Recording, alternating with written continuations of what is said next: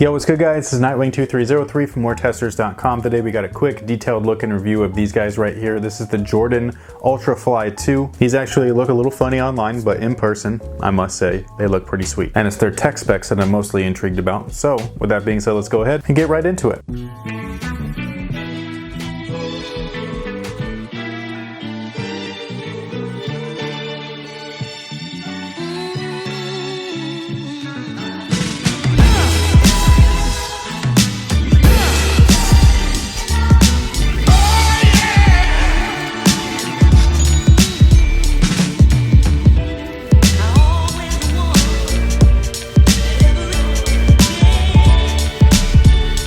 So first things first, they fit true to size. For anybody wondering, they are very, very snug. So if you are a wide footer, going up half a size might be a must. And then getting your foot in here is a huge pain in the ass. I'm talking like a big pain in the ass. It's crazy. I didn't think that they were going to be that difficult to put on because I've pretty much mastered putting on a pair of 15s. But these guys are way stiffer in the back. The 15s have some stretch to the booty construction, whereas these guys have very little stretch. And something that you're not going to be able to see is in here is a ton of padding and sculpt, especially right back in this little area right there. It feels fantastic on foot. I gotta say, I'm really impressed with the overall feel and fit of this shoe once they're on your feet. The rubber outsole is really interesting. I think that these are gonna have really great traction. These little sections right here, these potted sections, they do look a little funny, like if they have too much dust on the floor, like the thick clumps, you might get some slippage in there, but the rest of the traction looks dope. And then something that I think is interesting is that the outsole right here is rounded underneath. You can really feel it when it's on foot, and when they're not on foot, you can actually you can teeter them. It's kind of crazy. I'm not sure if that's a manufacturing flaw with my pair or if they're all like that, but it just reminded me of the Kyrie line because that's basically what they're going with now. That quick reaction speed type thing to give you ultimate transition. However, unlike the Kyrie 3, these guys got cushion. So you got a Phylon midsole right here, and then in the heel and forefoot, you have Zoom Air units, which is awesome. Basically, this is like a deconstructed and an updated Air Jordan 15. Deconstructed in the sense that the overlay materials that make up the 15 overall have been completely removed, and instead all you're left with is the internal booty, and then they put on this fuse rand right there for overlay support and things like that. Whereas on the original 15, you can see that they actually use leather and things like that. This is the original way of constructing shoes, and this is the new age way. Now, like I said before, that rand right there is completely synthetic. It's all fuse, so a lot of durability, a lot of support with the containment, lateral moves, things like that. This should provide no stretch to the upper booty material that it's overlaid on top of. And then the rest of the upper here is a nice mesh material, and it's not super stretchy, but it's very plush. And then you have the web lacing system as well, which is pretty interesting. Again, they're kind of like a deconstructed version of these. So underneath these layers right here is the lacing system, and they're actually attached between the booty and the upper. Whereas these, they're attached in through the upper, but they're also attached to the upper itself. So these have a really nice clamped on feeling once they're on your foot. And that pretty much takes care of it. Nothing too much to go over. The materials are pretty simple. They're pretty straightforward. Again, they just feel